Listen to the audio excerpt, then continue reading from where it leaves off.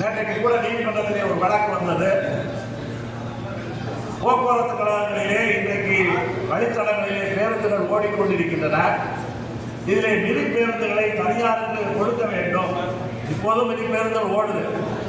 ஆனால் மினி பேருந்துகள் ஏற்கனவே போக்குவரத்து கழக பேருந்துகள் இயங்கிக் கொண்டிருக்கக்கூடிய வழித்தடத்திலே 4 கிலோமீட்டர் தான் ஓட முடியும் என்று இருக்கக்கூடியதை 8 கிலோமீட்டராக உயர்த்தி தமிழகம் முழுவதும் மினி பேருந்துகளுக்கு பெர்மிட் கொடுப்பதற்கு அரசாணை வெளியிட்டது.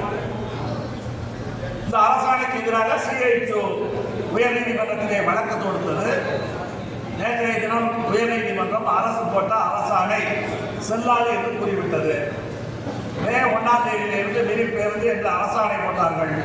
சட்டமன்றத்திலே அமைச்சர் மே 15 முதலமைச்சருடைய கரங்களால் மினி பேருந்துகள் இயக்கப்படும் என்று மானிய கோரிக்கையின் போது அமைச்சரும் சொன்னார். ஆனால் நேற்றைய தினம் உயர்நீதிமன்றம் மினி பேருந்துகளை இயக்குவதற்காக அரசு போட்ட அரசாணையை ரத்து செய்து விட்டது. நாம் போட்ட வழக்கிலே.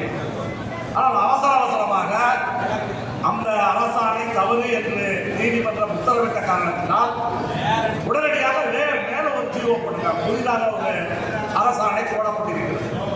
அந்த அரசாணைப்படி ஜூன் 15ஆம் தேதியிலிருந்து மினி பேருந்துகள் இயக்கலாம் என்று அந்த அரசாணையை குறிப்பிட்டு அந்த அரசாணையை போட்டிருக்கிறார்கள். அரசாங்கத்தை பொறுத்தளவில் இந்த போக்குவரத்து